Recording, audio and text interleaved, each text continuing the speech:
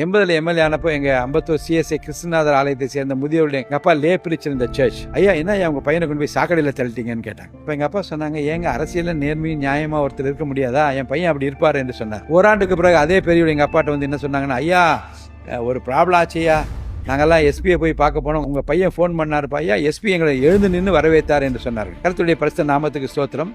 நம்ம சபையை சேர்ந்தவர்கள் அரசியல் ஈடுபாடு ஏன் வைத்துக் கொள்ள வேண்டும் என்றால், மற்றவர்களுக்கு உதவுகின்ற வாய்ப்பை கொடுக்கக்கூடியதாக அதை மாற்ற வேண்டும். தவறு செய்யாதவர்களாக நாம் இருக்க முடியும் என்பதை காட்ட வேண்டும். முன்மாதிரியாக நாம் இருக்க வேண்டும். கிறிஸ்துவை பிரதிபலிக்கின்றவர்களாக நாம் இருக்கக்கூடும் என்பதை மக்களுக்கு எப்படி தெரிவிக்க முடியும்? அப்படி ஒரு தெரிவிக்கின்ற வாய்ப்பை தான் கர்த்தர் எனக்கு பல காலகட்டங்களிலே தந்தார். அதனால்தான் அந்த பெரிய பொறுப்புகள் வகிக்கிற போதும் நேர்மையாக உண்மையாக என்னால் இருக்க முடியும். ஏன்னா அங்கிள் நீங்க சொல்றது ரொம்ப உண்மை.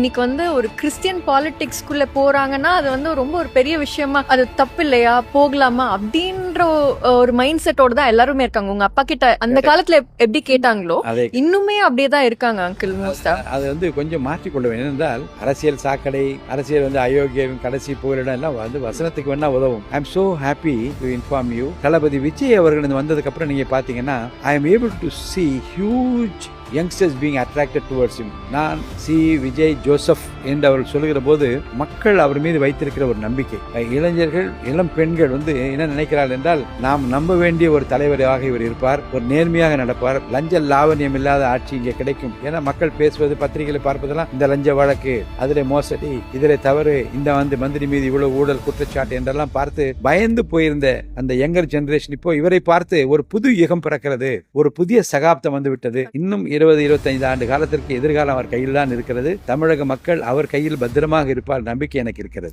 80 எம்எல்ஏ ஆனப்போ எங்க அம்பத்தூர் சிஎஸ்ஐ கிருஷ்ணநாதர் ஆலயத்தை சேர்ந்த முதியோருடைய எங்க அப்பா லே பிரிச்சிருந்த சர்ச். ஐயா என்ன உங்க பையனை கொண்டு போய் சாக்கடையில தள்ளிட்டீங்கன்னு கேட்டாங்க. இப்ப எங்க அப்பா சொன்னாங்க, ஏங்க அரசியல நேர்மையும் நியாயமா ஒருத்தர் இருக்க முடியாதா, என் பையன் அப்படி இருப்பாரு என்று சொன்னார். ஓராண்டுக்கு பிறகு அதே பெரியவர் எங்க அப்பாட்ட வந்து என்ன சொன்னாங்கன்னா, ஐயா ஒரு ப்ராப்ளம் ஆச்சையா, நாங்கெல்லாம் எஸ்பியை போய் பார்க்க போனோம், உங்க பையன் ஃபோன் பண்ணாருப்பா, ஐயா எஸ்பி எங்களை எழுந்து நின்று வரவேற்றார் என்று சொன்னார்கள். கர்த்தருடைய பரிசுத்த நாமத்துக்கு ஸ்தோத்திரம். நம்ம சபையை சேர்ந்தவர்கள் அரசியல் ஈடுபாடு ஏன் வைத்துக் கொள்ள வேண்டும் என்றால், மற்றவர்களுக்கு உதவுகின்ற வாய்ப்பை கொடுக்கக்கூடியதாக அதை மாற்ற வேண்டும். தவறு செய்யாதவர்களாக நாம் இருக்க முடியும் என்பதை காட்ட வேண்டும். முன்மாதிரியாக நாம் இருக்க வேண்டும். கிறிஸ்துவை பிரதிபலிக்கின்றவர்களாக நாம் இருக்கக்கூடும் என்பதை மக்களுக்கு எப்படி தெரிவிக்க முடியும்? அப்படி ஒரு தெரிவிக்கின்ற வாய்ப்பை தான் கர்த்தர் எனக்கு பல காலகட்டங்களிலே தந்தார். அதனால்தான் அந்த பெரிய பொறுப்புகள் வகிக்கிற போதும் நேர்மையாக உண்மையாக என்னால் இருக்க முடியும். ஏன்னா அங்கிள் நீங்க சொல்றது ரொம்ப உண்மை.